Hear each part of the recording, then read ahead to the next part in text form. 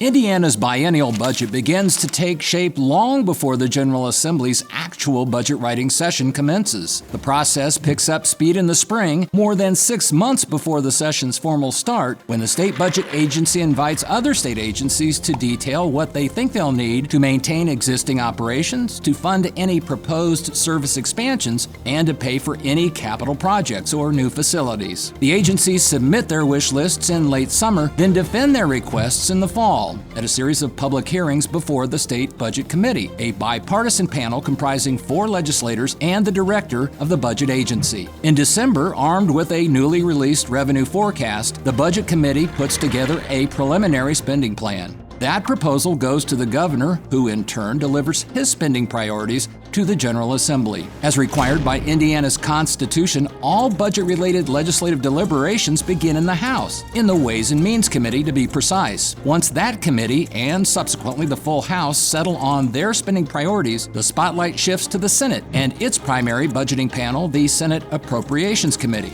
As you might expect, this mid-session milestone kicks off more hearings, more debates, and more revisions, if not downright overhauls. If the budgets that emerge from the full House and Senate differ, and spoiler alert, they always do, the 2 chambers leaders appoint a 4-person conference committee to hammer out a compromise. Those negotiations inevitably push up against the budget session's April 29 deadline, not only because of lawmakers' time-honored affinity for brinkmanship, but also because of their reluctance to lock in decisions before the release of an updated revenue forecast in mid-April.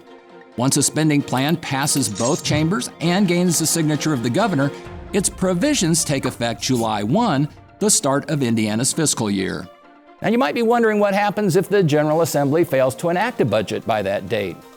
Presumably, the bulk of state government would have to shut down, but the answer is shrouded in uncertainty. Despite a scare in 1993 when the budget didn't come together until late on June 30, in the final moments of an emergency special session, Indiana hasn't started a fiscal year without a budget since the Civil War.